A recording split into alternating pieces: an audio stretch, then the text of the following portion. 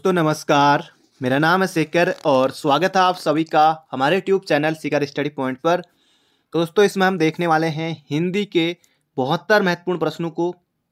दोस्तों वीडियो को अंत तक जरूर देखिएगा। तो इस तरह से हम प्रश्न देखेंगे। पहले हिंदी का जो पहला अध्याय जिस तरह से, जैसे अगला विराम चिन्ह, फिर उसके बाद वर्तनी से देखेंगे, फिर उसके बाद दोस्तों संज्ञा से प्रश्न देखेंगे, फिर उसके बाद देखेंगे सर्वनाम से प्रश्न, उसके बाद देखेंगे दोस्तों विशेषण से, और उसके बाद देखेंगे क्रिया के महत्वपूर्ण प्रश्न। बाकी दोस्तों इसमें एक्सप्लेन भी दिया हुआ है। तो इसकी पीडीएफ आपको दोस्तों ऐसी पीडीएफ मैंने बनाई हुई है, ये आपको हमारे टेलीग्राम चैनल पर मिल जाएगी, डिस्क्रिप्शन में लिंक है। बाकी आप भी दोस्तों पढ़ लीजिएगा क्योंकि इसमें बहुत ज़्यादा है। इतने दोस्तों ये तो फिर बहुत ज़्यादा समय इसमें लग जाएगा। तो पहला प्रश्न है यहाँ पर हमारा, शब्द की सबसे छोटी इकाई क्या कहलाती है? दोस्तों एग्जाम में बनेगा। यहाँ पर तो आपको उत्तर दिखाई दे रहा होगा, ऑप्शन नंबर बी बिल्कुल सही है। तो शब्द की जो छोटी इकाई दोस्तों वर्ण हो जाएगा। बाकी वर्ण, सबसे छोटी इकाई ध्वनि वर्ण कहलाती है। कुल वर्ण दोस्तों कितने होते हैं? तो 52 होते हैं, इसे भी आपको याद रखना है। स्वरों की संख्या कितनी होती है ये भी आ सकता है, तो 11 होती हैं। व्यंजनों की संख्या दोस्तों 33 होती है। बाकी ये सब अयोग्य हुआ। और द्विगुण कौन है, संयुक्त वर्ण कौन है दोस्तों, इन्हें सब पढ़ लीजिएगा। पढ़ते हैं आगे क्योंकि फिर वीडियो बहुत ज़्यादा लंबी हो जाती है और पीडीएफ भी आपको मिल ही रही है इसकी। अगला भाषा की मूल इकाई है। तो मूल इकाई दोस्तों क्या है? ध्वनि या वर्ण। तो बात एक ही है, तो ये जगह ऑप्शन नंबर बी होगा इसका बिल्कुल सही उत्तर।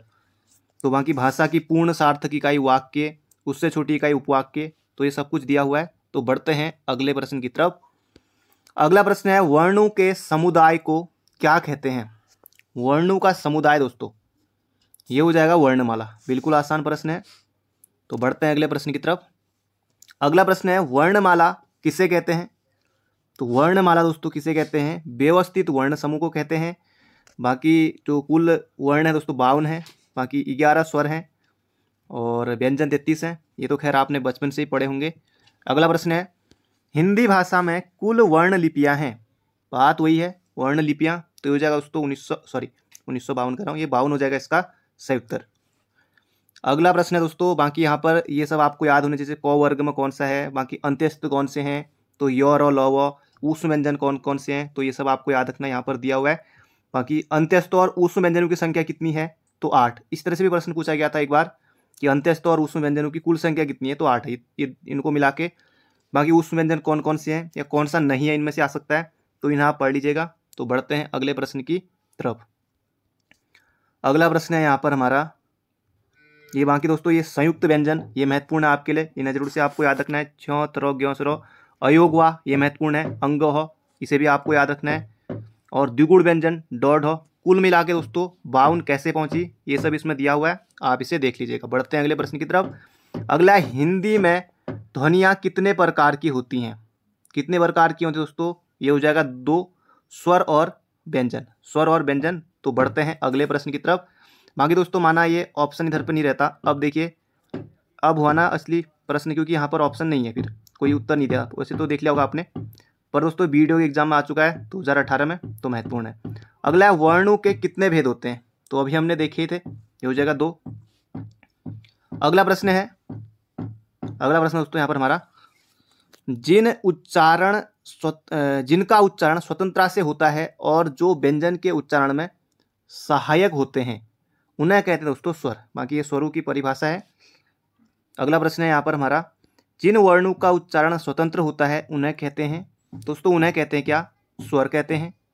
बाकी व्यंजन की परिभाषा यहाँ पर दी हुई है। बोली किसे कहते हैं ये भी दिया हुआ है। अगला प्रश्न है, हिंदी वर्णमाला में स्वरों की संख्या कितनी है? दोस्तों ये हो जाएगा 11। और यूपीएसआई जैसे दोस्तों एग्जाम में पूछा गया है। बाकी ये पूरे स्वर दिए हुए हैं, ये आपने बचपन से पढ़ा होगा, पार्टी में भी लिखा होगा। अगला प्रश्न है, निम्नलिखित में से कौन स्वर नहीं है? अब स्वर नहीं है दोस्तों, यहाँ पर अ है, ए है, उ है, तो बाकी यो नहीं होगा, ये क्या होगा? व्यंजन। बाकी फॉरेस्ट गार्ड में आ चुका है प्रश्न। अगला प्रश्न है, तो बाकी दोस्तों अब हम देखेंगे यहाँ से विराम चिन्हों के प्रश्नों को, क्योंकि यहाँ से महत्वपूर्ण प्रश्न बनते हैं एग्जाम में। तो पहला प्रश्न है, यहाँ पर सीधे सीधे परिभाषा पूछ ली गई है। वाक्य को समाप्त करने के लिए जिसका प्रयोग किया जाता है उसे कहते हैं दोस्तों पूर्ण विराम कहते हैं, तो याद रखिएगा। अगला प्रश्न है यहाँ पर हमारा, तो बाकी दोस्तों कौन कौन से चिन्ह हैं? जैसे पूर्ण विराम ये है, बाकी अल्प विराम ये है, और चिन्ह पहचानने के लिए भी आते हैं। अर्ध विराम कौन सा सुमेलित नहीं है करके 4 चिन्ह वहाँ पर दे दिए। अर्धविराम ये है, योजक चिन्ह ये है, प्रश्नवाचक आपको पता ही है, विस्मयादिबोधक ये है, बाकी उद्धरण चिन्ह ये कौन कौन से चिन्ह दोस्तों इन्हें भी देख लीजिएगा, लाघव चिन्ह ये भी आते हैं। तो बढ़ते हैं अगले प्रश्न की तरफ। अगला हिंदी में पूर्ण विराम है, तो पूर्ण विराम दोस्तों ये हो जाएगा, बाकी ये विस्मयादिबोधक है, ये प्रश्नवाचक है। अगला प्रश्न है यहाँ पर हमारा पूर्ण विराम पहचानना है, तो ये हो जाएगा पूर्ण विराम, ये योजक हो जाएगा, ये अर्धविराम हो जाएगा, ये प्रश्नवाचक हो जाएगा। अगला है मुझे बाहर जाना है, मुझे बाहर जाना है रेखांकित चिन्ह को पहचानिए। दोस्तों ये चिन्ह जो दिया है ये चिन्ह पहचानना है, यहाँ पर दिया हुआ है, ये हो जाएगा पूर्ण विराम। मुझे बाहर जाना है वीडियो का पेपर देने के लिए, तो हो जाएगा दोस्तों इसका ऑप्शन नंबर ए। बाकी वीडियो के एग्जाम आ चुका है 2018 में। अगला प्रश्न है यहाँ पर हमारा, तो बाकी इसका उत्तर भी यहाँ पर ए दिया हुआ है, तो ये है। अगला है राम अयोध्या के राजा थे, मैं कौन सा चिन्ह युक्त है, तो थे दोस्तों यहाँ पर लगा हुआ है, थे के पीछे ये हो जाएगा पूर्ण विराम है। अगला प्रश्न है, और ये भी महत्वपूर्ण है, ये जो हंस पद और त्रुटिबोधक चिन्ह ये भी महत्वपूर्ण है, इसकी परिभाषा है, ये महत्वपूर्ण है दोस्तों, इसे देख लेते हैं। जब किसी वाक्य या वाक्यांश में कोई शब्द या अक्षर लिखने में छूट जाता है तो उसे लिखने के लिए हंस पद या त्रुटि चिन्ह का प्रयोग करते हैं। काफ़ी ज़्यादा महत्वपूर्ण प्रश्न है, इसे जरूर याद कीजिएगा जब आपको पीडीएफ मिल जाएगी। उसके बाद अगला जो है अर्धविराम से कुछ कम देर तक ठहराव के लिए अल्पविराम, अल्पविराम इस तरह से, ये भी महत्वपूर्ण है। अगला प्रश्न है ग्राम विकास अधिकारी परीक्षा में पूछा गया, जहां वाक्य की गति अंतिम रूप ले ले, वाक्य के तार टूट जाएं, वहां किस चिन्ह का प्रयोग किया जाता है, दोस्तों ये हो जाएगा पूर्ण विराम का प्रयोग किया जाता है। तो काफ़ी ज़्यादा महत्वपूर्ण प्रश्न है। तो बढ़ते हैं अगले प्रश्न की तरफ। अगला प्रश्न है, दो समानार्थी शब्दों की पुनरुक्ति के बीच, दो समानार्थक शब्दों की पुनरुक्ति के बीच किस चिन्ह का प्रयोग किया जाता है, ये हो जाएगा दोस्तों योजक, इस तरह से लगा हुआ है, संबंध चिन्ह भी से कहते हैं, डैश जो होता है। अगला प्रश्न है यहाँ पर हमारा, बाकी ये सब पूरा दिया हुआ है, इन्हें आप पढ़ लीजिएगा। अगला प्रश्न है, संज्ञा की द्विरुक्ति, संज्ञा की द्विरुक्ति होने पर, जैसे गांव गांव, काले काले, इस तरह से जो बीच में डैश लगता है, तो वो संज्ञा की द्विरुक्ति हो तो उनके बीच कौन सा चिन्ह प्रयुक्त होता है, हो जाएगा दोस्तों योजक, ऑप्शन नंबर बी। अगला प्रश्न है, अब दोस्तों यहाँ से हम देखेंगे वर्तनी को। तो अध्ययन दोस्तों आपको लिखना है, तो यहाँ पर तो उत्तर दिखाई दे रहा है, तो अध्ययन लिखना है। तो अध्ययन दोस्तों कौन सा सही होगा, तो ऑप्शन नंबर सी होगा। एग्जाम में आ जाए तो वहाँ पर भी सोचना पड़ता है कि सी लगाएं कौन सा लगाएं, तो ध्यान से आपको गोला भरना है। उत्तरदायी दोस्तों आपको लिखना है, और उत्तरदायी ये वाला नहीं होगा, ये भी नहीं होगा, ये भी नहीं होगा, तो ऑप्शन नंबर बी। 46 लिखना है दोस्तों, 46 आपको, तो हो जाएगा ऑप्शन नंबर ए 46। ये छोटी मत करना, ये बड़ी वाली ली होती है इसमें, 46। अगला प्रश्न है उज्ज्वल लिखना है। दोस्तों ये कई बार आता है एग्जाम में, इसकी संधि करनी भी आती है, कौन सी संधि होगी, तो व्यंजन संधि होगी, उत्तधनज्वल, और बाकी ये दोनों जो आधे रहते हैं इन्हें जरूर से याद रखिएगा, उज्ज्वल, उज्ज्वलन है, तो ऑप्शन नंबर ए होगा। अगला है कौन सा वर्तनी की दृष्टि से अशुद्ध है, तो पारदेशिक बिल्कुल सही है, बीधनाप्त व्याप्त सही है, माधुर्य गुण ये भी सही है। ये दोस्तों परमाणिक, कई अभ्यर्थी को लगता है कि परमाणिक सही होगा, ये दोस्तों परामाणिक होता है, इस तरह से परा, तो ये जरूर याद रखेगा, क्योंकि कई, अगर माना यहाँ पर उत्तर तो डी दिया हुआ आपको भी दिखाई दे रहा है, बाकी एग्जाम में आता तो कई अभ्यर्थी इसको भी टिक करते, ये भी सही है करके, पर दोस्तों ये परमाणिक गलत है, ये हो जाएगा, यहाँ पर लिखा हुआ है इस तरह से लिखा जाता है, तो याद रखेगा। अगला प्रश्न है यहाँ पर हमारा, शुद्ध वाक्य इनमें से बताना है, इनका दोस्तों शुद्ध वाक्य बताना है। दोस्तों इसका सही उत्तर हो जाए निर्भय।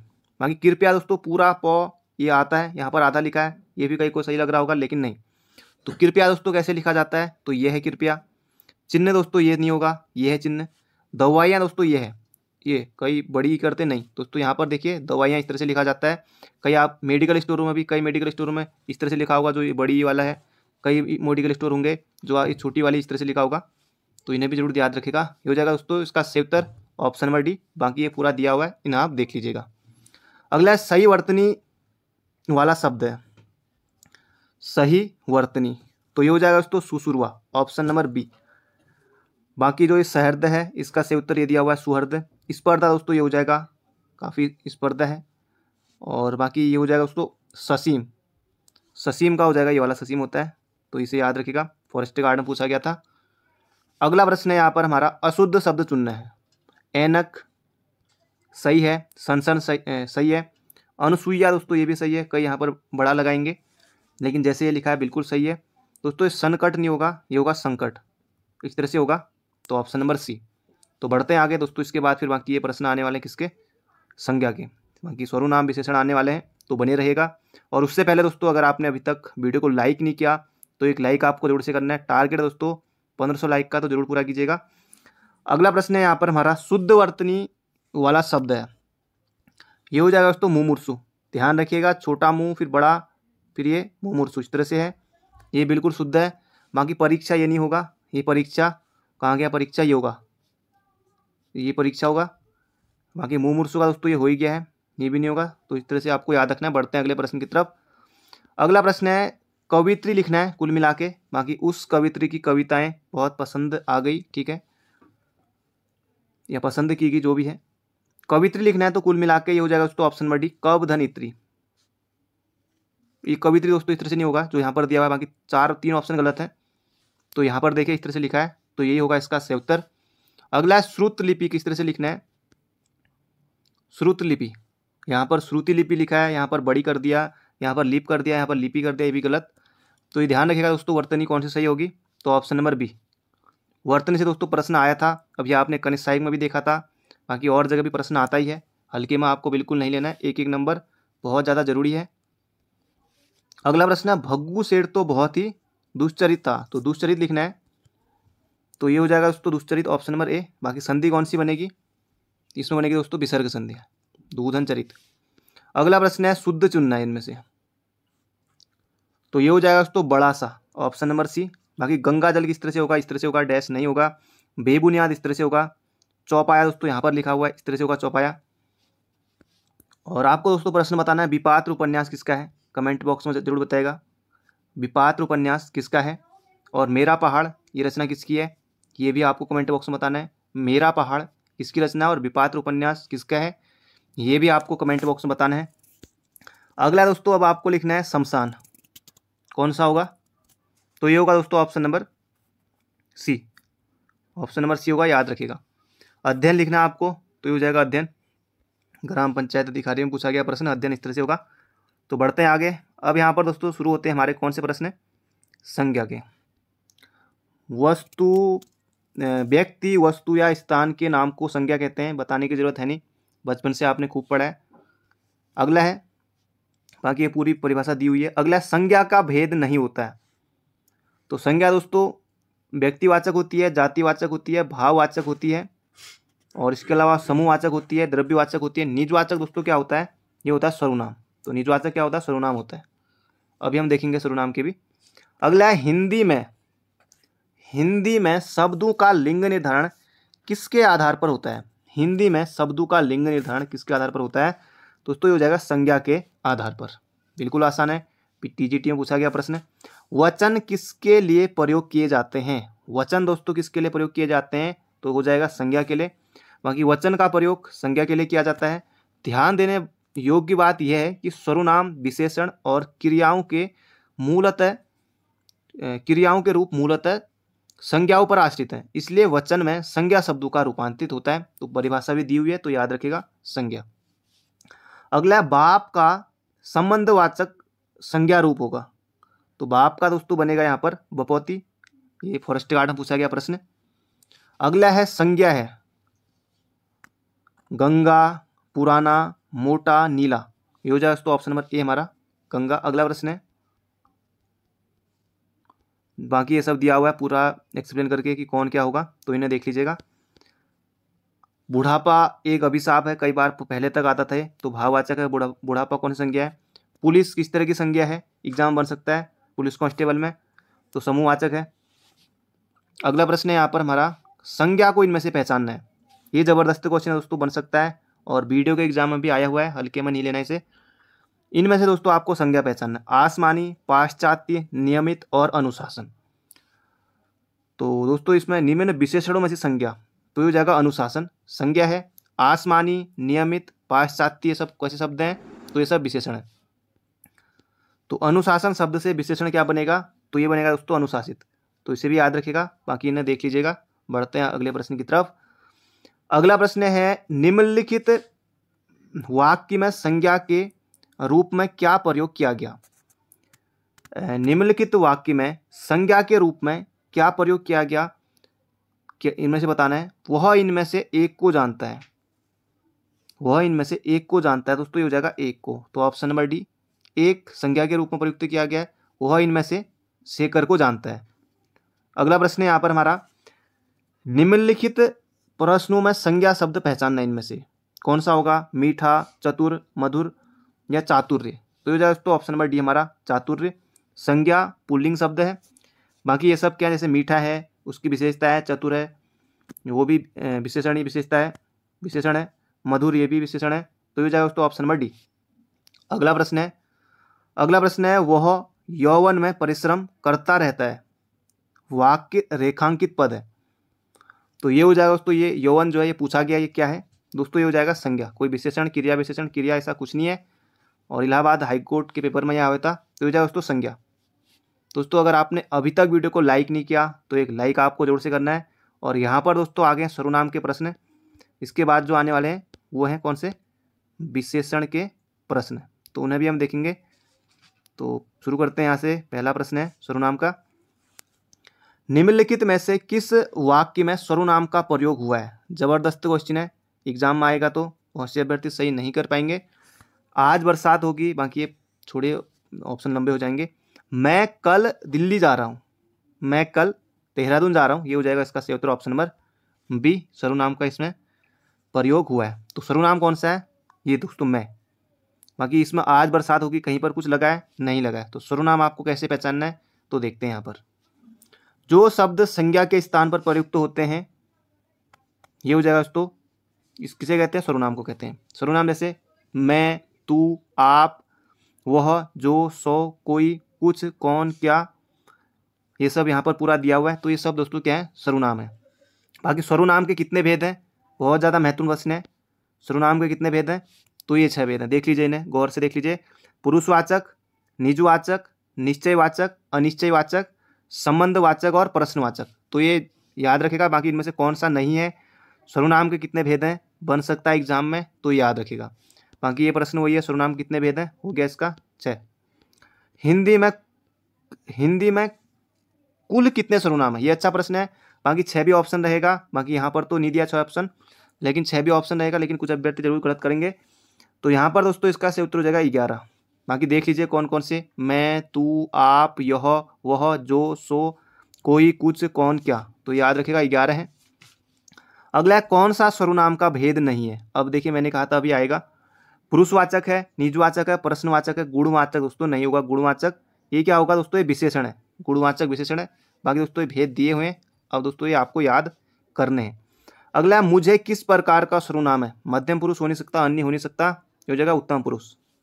उत्तम पुरुष, बोलने वाले को वक्ता उत्तम पुरुष कहा जाता है। तो मुझे दोस्तों कौन सा होगा, उत्तम पुरुष होगा।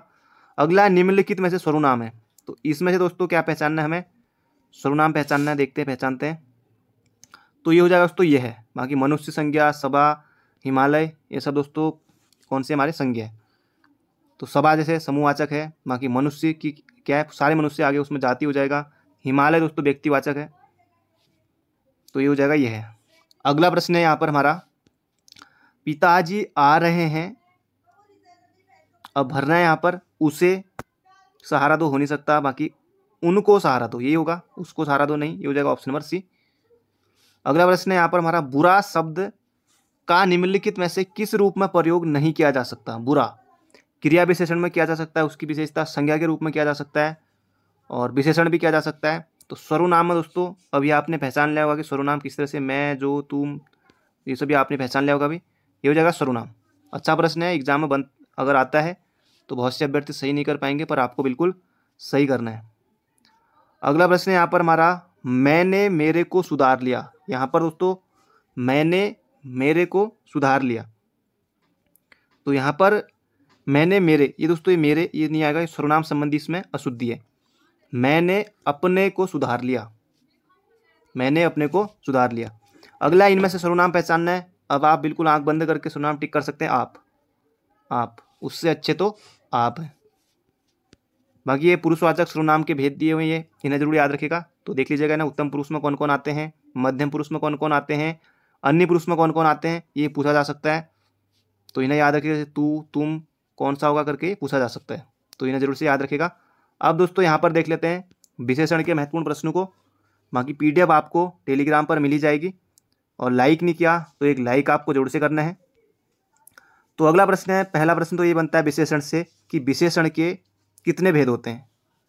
पहला प्रश्न यही बनेगा हमारा। तो 4 भेद होते हैं। कौन कौन से? सार्वनामिक विशेषण, सार्वनामिक गुणवाचक, संख्यावाचक और परिमाणवाचक विशेषण। तो ये 4 प्रकार के होते हैं। अगला बेताल पच्चीसी किस समुदाय का उदाहरण है? बेताल पच्चीसी, तो ये जाएगा दोस्तों समुदायवाचक विशेषण है। अगला ऋषि, संज्ञा शब्द से विशेषण शब्द क्या बनेगा? ऋषि तुल्य, ऋषिवत, ऋषि कल्प या आर्ष। दोस्तों इसका सही उत्तर हो जाएगा हमारा ऑप्शन नंबर ए। बाकी एग्जाम में बनता है तो बहुत कम लोग इसे सही कर पाएंगे। यूपी आरओ में दोस्तों पूछा गया प्रश्न, अच्छा प्रश्न है, तो आर्ष बनेगा इसके जो सही उत्तर होगा, तो याद रखिएगा। अगला प्रश्न है, व्याकरण की दृष्टि से कौन सा विशेषण नहीं है? तो इसका सही उत्तर होगा दोस्तों विशेषण नहीं। भयभीत है, भीरू है, निर्भीक है, तो ये जगह भय, तो दोस्तों ये विशेषण नहीं है। तो इसका सही उत्तर होगा दोस्तों ऑप्शन नंबर डी। भय क्या है? तो भय दोस्तों ये हो जाएगा विशेष्य। अगला प्रश्न है, तुम कहाँ पढ़ते हो? मैं किस कोटि का विशेषण प्रयुक्त हुआ है? तुम कहाँ पढ़ते हो? दोस्तों प्रश्न पूछा जा रहा है, तुम कहाँ पढ़ते हो, तो हो जाएगा दोस्तों प्रश्नवाचक। तो बिल्कुल आसान है, आप कर सकते हैं इसे, इतना ज़्यादा दिक्कत वाली बात नहीं है यहाँ पर। अगला, लोभी किस विधि से निर्मित विशेषण है? लोभी, लोभी दोस्तों लोभ से, संज्ञा विधि से हो जाएगा इसका सही उत्तर। अगला प्रश्न है, इस तरह के प्रश्न दोस्तों जरूर बनते हैं, कौन सा विशेषण युग में सही नहीं है? छोटा बड़ा है, हरा पीला, 2 3 ये भी है। अब राम लक्ष्मण दोस्तों ये नहीं होंगे, क्योंकि दोस्तों ये दोस्तों ये राम लक्ष्मण ये तो संज्ञा हो गई, तो ये जगह ऑप्शन नंबर डी। तो बाकी ये सभी हैं। अगला प्रश्न है, ज़्यादा प्रश्न नहीं बचे यहाँ पर। हमारा अगला प्रश्न, कौन सा शब्द विशेषण नहीं है? तो उत्कृष्ट है, धृष्ट है, निकृष्ट है, तो विषाद नहीं होगा, तो ऑप्शन नंबर विषाद दोस्तों क्या होगा? ये भाववाचक संज्ञा होगा। विषाद क्या होगा? भाववाचक संज्ञा होगा, तो ऑप्शन नंबर डी होगा दोस्तों बिल्कुल सटीक उत्तर। अगला प्रश्न है, शब्दों में से जो शब्द विशेषण नहीं है उसका उल्लेख कीजिए। तो विशेषण नहीं है तो उसका उल्लेख करना है हमें। सज्जन है, सुकुमार है, दुर्जन है, तो सभी दोस्तों विशेषण है। तो मानस दोस्तों ये विशेषण नहीं है, तो ये मानस क्या है दोस्तों? ये संज्ञा है, संज्ञा है मानस। अगला प्रश्न है, कौन सा विशेषण नहीं है? अच्छा प्रश्न है। आप दोस्तों ये तुम आपने खुद ही पहचान लिया होगा, क्या है? सर्वनाम है ना, सर्वनाम है। ये देखिए पुरुषवाचक सर्वनाम है, तो आसान है। अभी आपने सर्वनाम देखा था तो वहाँ से जरूर से पहचान लिया होगा। तो प्रश्न ऐसे ही बनते हैं एग्जाम में। अगला है, निम्नलिखित में से विशेषण पद है। विशेषण तो हो जाएगा दोस्तों आयत लोचना, और बाकी उपासना, वंदना, उद्गार ये सब क्रियापद हैं, तो आयत लोचना हो जाएगा, ये विशेषण है। अगला प्रश्न है, कौन सा शब्द विशेषण नहीं है?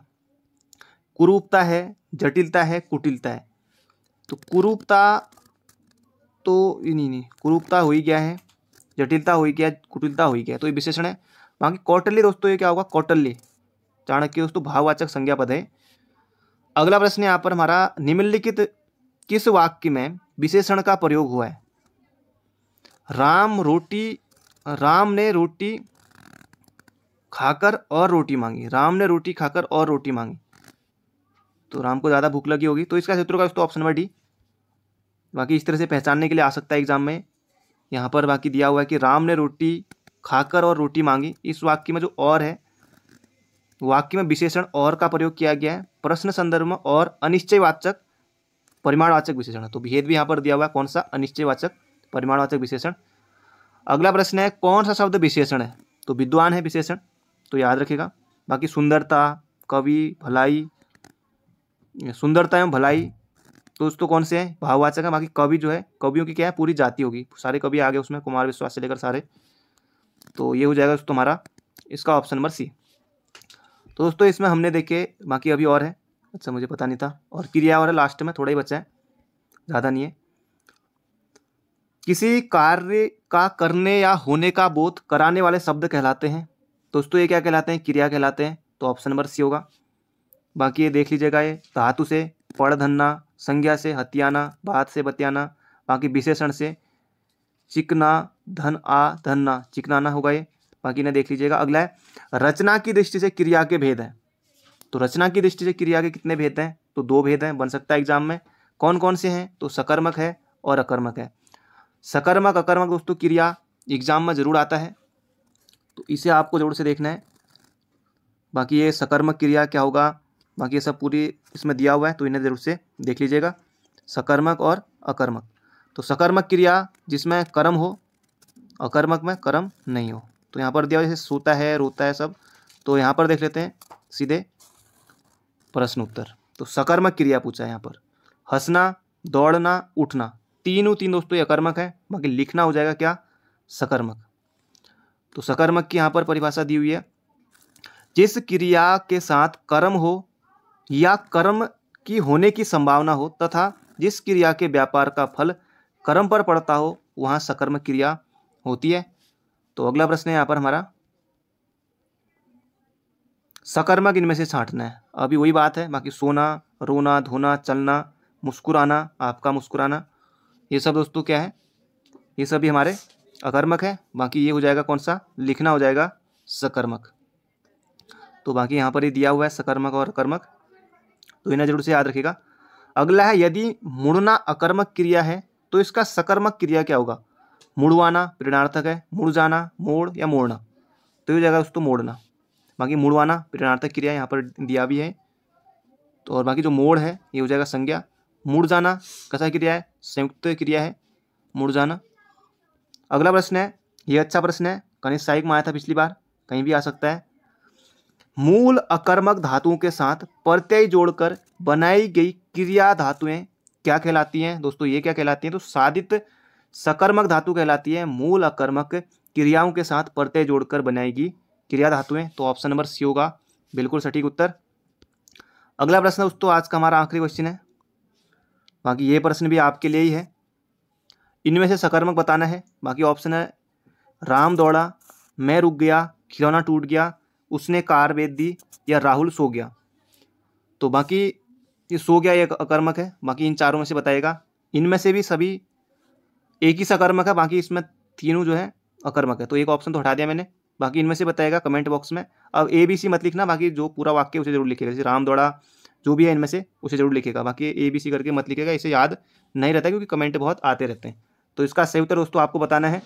तो इसमें हमने देखे दोस्तों हिंदी के 72 महत्वपूर्ण प्रश्नों को। बाकी PDF आपको टेलीग्राम चैनल पर मिल जाएगी, डिस्क्रिप्शन में लिंक है। और अभी तक आपने लाइक नहीं किया तो एक लाइक आपको करके जरूर से जाना है, हो सके तो एक शेयर जरूर कीजिएगा, और चैनल पर नए हो तो चैनल को सब्सक्राइब भी जरूर कर लीजिएगा। तो thank you friend, thank you so much. मिलते हैं बहुत जल्दी एक नई वीडियो में।